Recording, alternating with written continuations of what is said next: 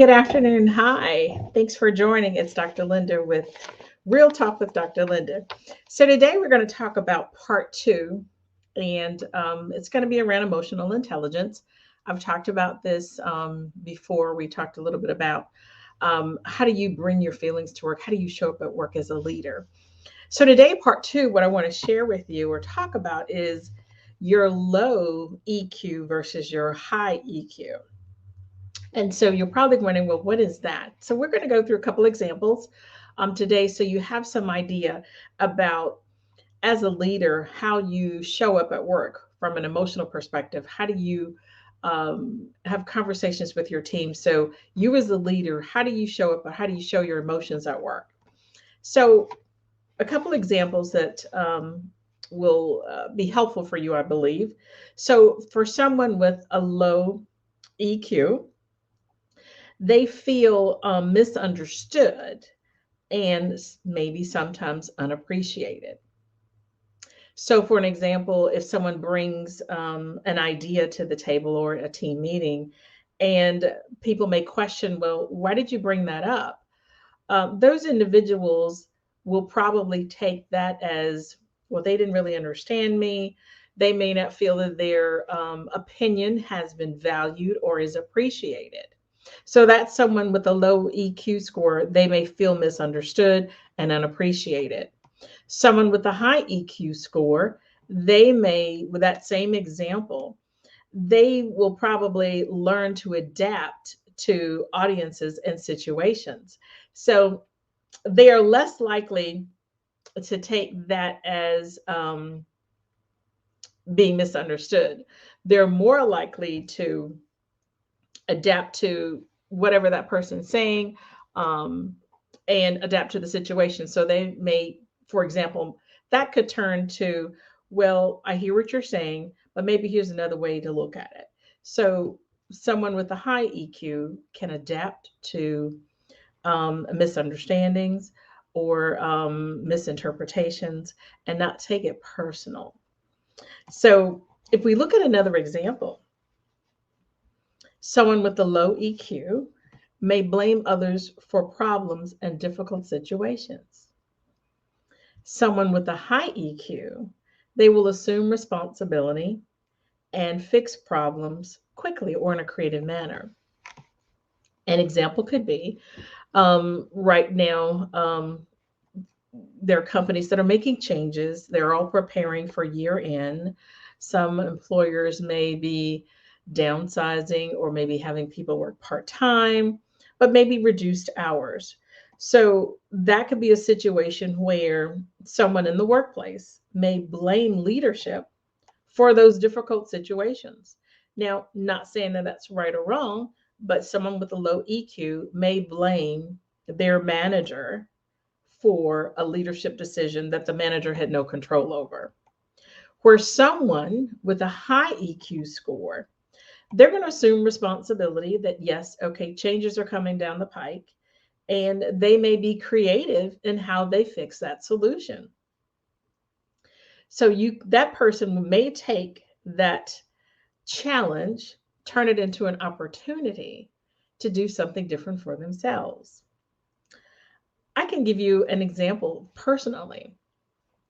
So, when I did work in corporate America, seems like so many years ago, but about 7, 8 years ago, I was faced with a reorganization or restructure in the organization.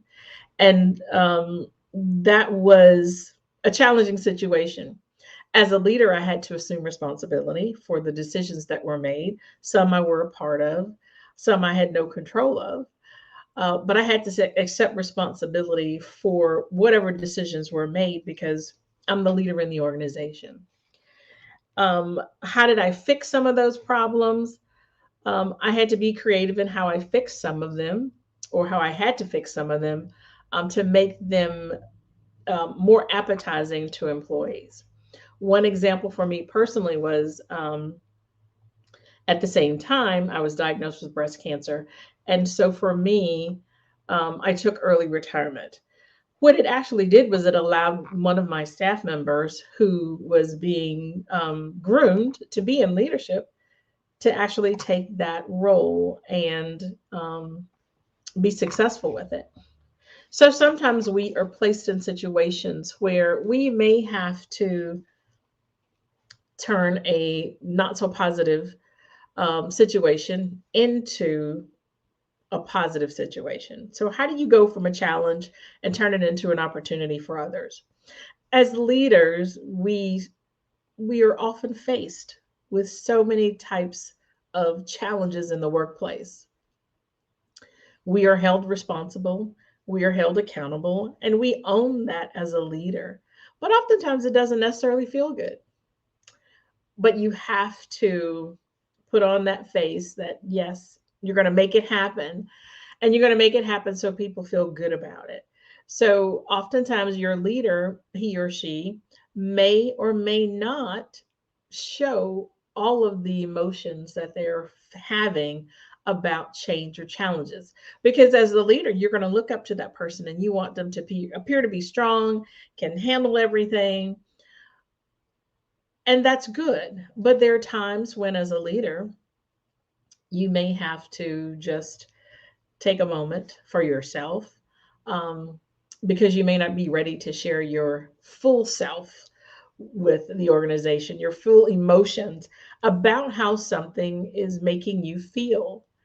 And it's just know as a leader, it's okay to let your staff know how you feel. It's okay to let your staff know that, yes, you truly are a person, even though you're the leader, you have feelings too.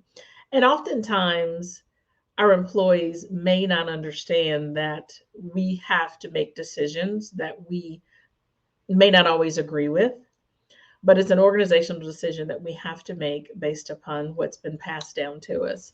So, those are situations where you may find that your leader, or you may think that your leader is not being true and authentic to him or herself. They're not sharing their full emotions, and they're not sharing their full emotions because they're just not ready to. And just know that it's okay. As a leader, sometimes you may not have the opportunity to share, or you may not be ready to do that.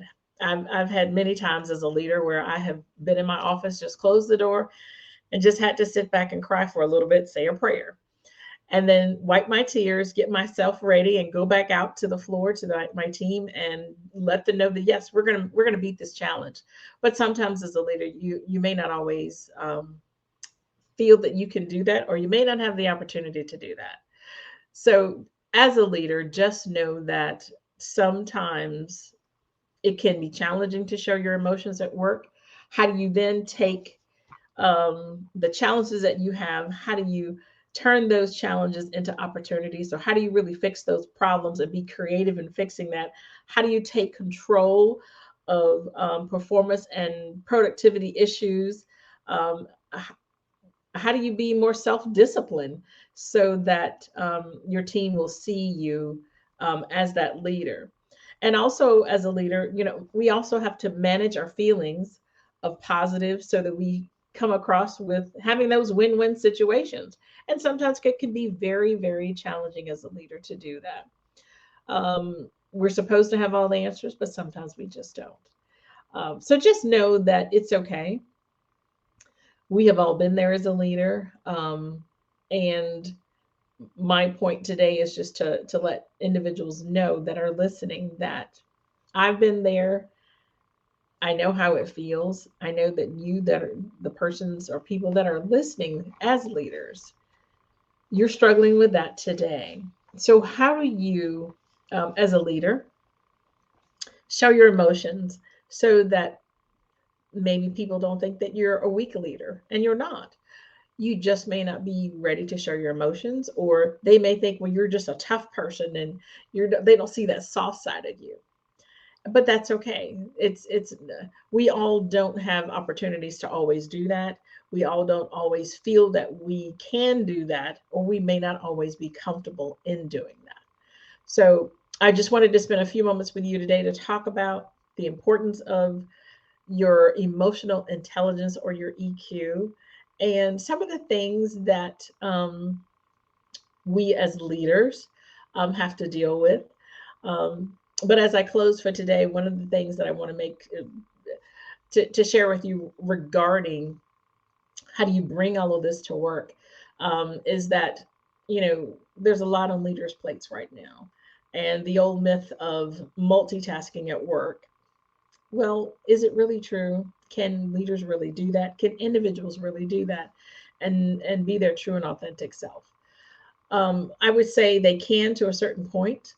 Um, but when you take time away from one thing, you're giving time to something else. So are you fully present? Are you bringing all of your emotions to that one thing that you're working on? And the answer is probably not, because you're spreading yourself in multiple places trying to get things done. And in today's workforce, oftentimes leaders do have to multitask. And that's because there's so much on a leader's plate. They're trying to put out fires, they're trying to solve problems, they're trying to be engaged with their teams, they're trying to get to meetings, check their emails, answer their phone calls. They're trying to do so much. And so multitasking has become one of those things in the workplace, as expected. And sometimes that can pull on your emotions as well. So, hopefully, what I've shared with you today has been helpful. And until next time, just be mindful of how you show up at work. How do you show your emotions in the workplace to your teams? I'm Dr. Linda Jordan with Real Talk with Dr. Linda.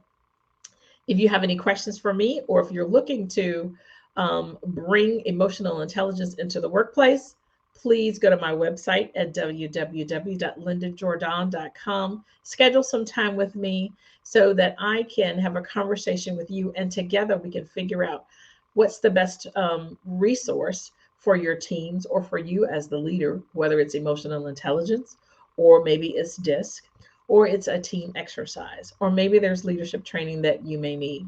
So connect with me, and I'll be more than happy to provide my services to you. So until next time, have a great, fantastic week.